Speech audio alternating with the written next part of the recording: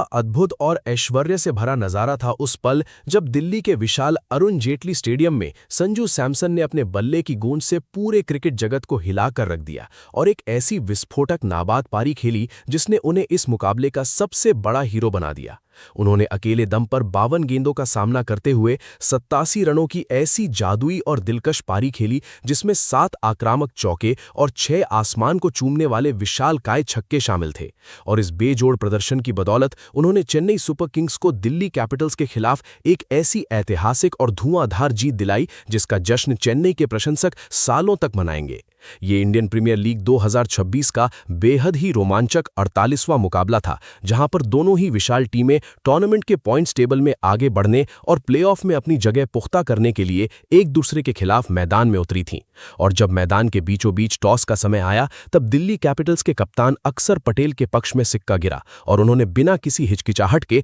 पहले बल्लेबाजी करने का फैसला लिया, क्योंकि पिच देखने में ऐसी लग रही थी जो शुरुआत में बल्लेबाजों को थोड़ी मदद देगी लेकिन समय के साथ साथ स्लो हो जाएगी और स्पिनर्स को मदद करेगी। और उनका यह फैसला शुरुआती कुछ ओवरों में बिल्कुल भी उनके पक्ष में जाता हुआ नहीं दिखाई दिया, क्योंकि चेन्नई सुपर किंग्स के खतरनाक गेंदबाजों ने आते ही पिच पर अपना दबदबा बना लिया। क्रीज पर सबसे पहले दिल्ली की तरफ से ओपनिंग करने के लिए उतरे थे अनुभवी केएल राहुल और श्रीलंका के धुआंधार बल्लेबाज पथुम निसंका, जिनसे दिल्ली कैपिटल्स के हजारों फैंस को एक बड़ी और मजबूत शुरुआत की पूरी उम्मीद थी। लेकिन उनका यह सपना जल्द ही टूट गया जब चेन्नई के कप्तान ऋतुराज गायकवाड़ ने अकील हुसैन को गेंदबाजी का जिम्मा सौंपा और अकील ने आते ही अपने पहले ओवर से ऐसी कसफ भरी लाइन और लेंथ पर गेंदबाजी करना शुरू किया कि दोनों ही सलामी बल्लेबाज बिल्कुल बंद कर रह गए। केएल राहुल, जो कि अपने क्लासिक शॉट्स के लिए जाने जाते हैं, वो अपनी रिदम ढूंढने में पूरी तरह से नाकाम रहे और लगातार स्ट्रगल करते हुए दिखाई दिए। और आखिरकार छठे ओवर की शुरुआत में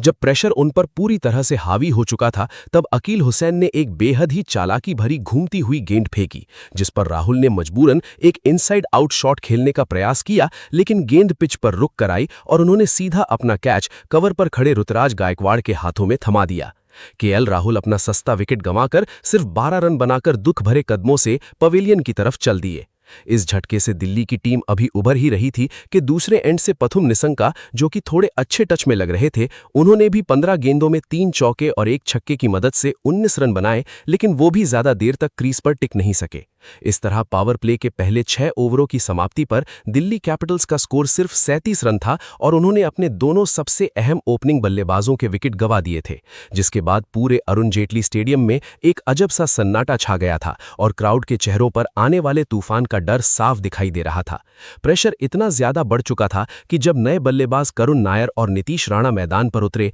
तो उनके सामने सबसे बड़ी चुनौती सिर्फ रन बनाना ही नहीं बल्कि विकेट को बचाना भी था। लेकिन उसी वक्त चेन्नई के दूसरे सबसे खतरनाक स्पिनर नूर अहमद ने आकर ऐसी फिरकी का जाल बिछाया कि दिल्ली के बल्लेबाजों की सांसें अटक गईं। नूर अहमद ने अपने 3 ओवर के बेहद ही जादुई स्पेल में एकदम सटीक निशाने पर बॉलिंग करते हुए महज 22 रन दिए और 2 बेहद ही कीमती विकेट अपने नाम कर लिए, जिसने दिल्ली के मिडिल ऑर्डर की पूरी तरह से कमर तोड़कर रख दी। नीतीश राणा 13 गेंदों में 15 रन बनाकर छुटकारा पा गए और करुण नैयर ने भी सिर्फ 13 रन का योगदान दिया। यहां तक कि कप्तान अक्षर पटेल, जो कि हमेशा ऐसी स्थितियों में अच्छी बल्लेबाजी करते हैं, वो भी सिर्फ 2 रन बनाकर सस्ते में आउट हो गए। और एक वक्त पर तो ऐसा लग रहा था जैसे दिल्ली की पूरी बैटिंग लाइनअप 100 या 110 रन के निजी स्कोर के अंदर ही सिमट जाएगी। हालांकि इस नाजुक और दुख भरी परिस्थिति में दिल्ली को सहारा दिया दक्षिण अफ्रीका के धाकड़ खिलाड़ी ट्रिस्टन स्टम्स और युवा भारतीय प्रतिभा समीर रिजवी की जोड़ी ने।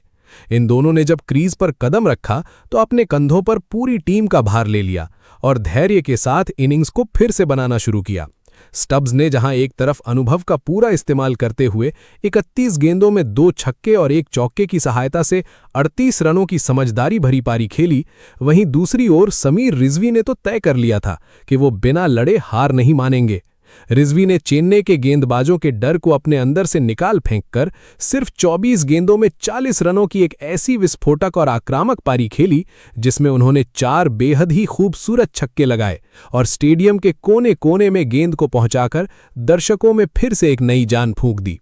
इन दोनों की इस लगन और आखिरी ओवरों की लड़ाई की बदौलत ही दिल्ली कैपिटल्स ने अपने 20 ओवरों में 7 विकेट के नुकसान पर 155 रनों का एक फाइटिंग टोटल बोर्ड पर लगा दिया।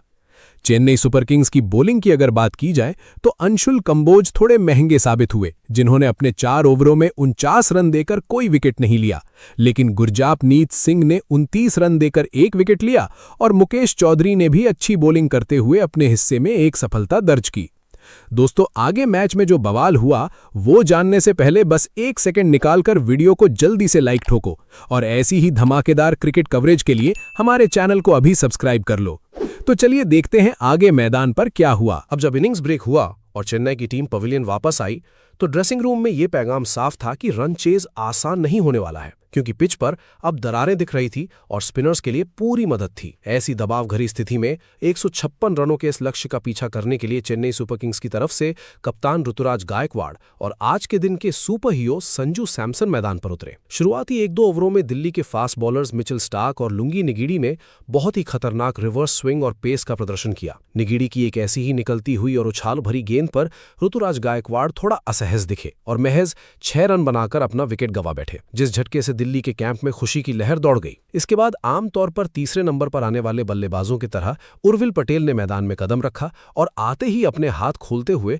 सिर्फ 9 गेंदों में 2 बेहतरीन छक्कों के जरिए 17 रनों की एक छोटी लेकिन तेज पारी खेली। पर उन्हें भी दिल्ली के कप्तान अक्षर पटेल ने अपनी लेफ्ट आर्म स्पिन में फंसाकर चलता किया और मैच को पूरी तरह से बैलेंस कर दिया। यहां चेन्नई ने लगभग 2 विकेट जल्दी गंवा दिए थे और यहां से जरूरत थी एक ऐसी पार्टनरशिप की जो मैच को एंड तक लेकर जाए। और वहीं से शुरू हुआ संजू सैमसन का वो रूप जिसे देखकर खिलाड़ी से लेकर दर्शक तक सभी दंग रह गए। सैमसन ने आते ही पिच के स्लो नेचर को समझा और फिर शुरू किया अपने अरे ऑफ शॉट्स का जादू। उन्होंने पहले सिंगल्स और डबल्स से अपना आत्मविश्वास बढ़ाया और उसके बाद जो प्रपंच रचा वो अद्भुत था। जब उन्होंने अपना अर्धशतक पूरा किया, जो कि सिर्फ 32 गेंदों में उन्होंने हासिल किया, उसके बाद तो उन्होंने रुकने का नाम ही नहीं लिया। 15वां ओवर जो मैच का सबसे बड़ा टर्निंग पॉइंट साबित हुआ, उसमें संजू सैमसन ने ऐसी भयंकर बल्लेबाजी की कि एक ही ओवर में 20 रन लूट लिए और वहां से दिल्ली के गेंदबाजों के हौसले पूरी तरह से पस्त हो गए। चाहे सामने चाइनामैन कुलदीप यादव हो, जिनकी गेंद पर सैमसन ने डीप मिड विकेट के ऊपर से सबसे लंबा छक्का लगा दिया,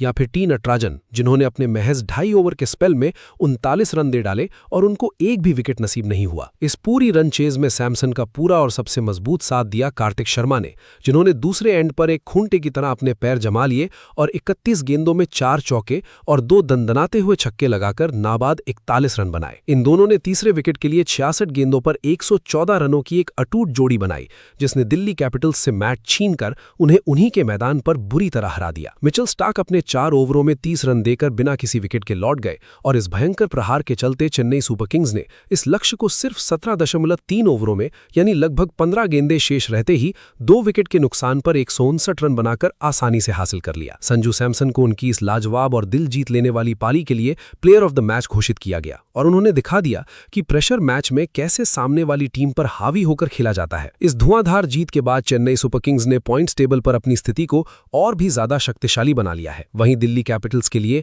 आगे का सफर और भी मुश्किल भरा और चुनौतीपूर्ण हो गया है। दोनों इनिंग्स में गेंदों के उतार चढ़ाव और बल्लेबाजों के अद्भुत पराक्रम ने इस मुकाबले को इस साल के सबसे बेहतरीन और रोमांचक मैचेस की लिस्ट में शामिल कर दिया है, जहां हर एक गेंद और हर एक बाउंड्री अपने आप में एक अलग ही कहानी बयां कर रही थी। स्टेडियम में बैठे हर एक दर्शक ने इस बेजोड़ क्रिकेट के प्रदर्शन का पूरा आनंद उठाया और ऐसी ही पारियों की वजह से इंडियन प्रीमियर लीग को दुनिया का सबसे बड़ा और सबसे शानदार T20 टूर्नामेंट माना जाता है।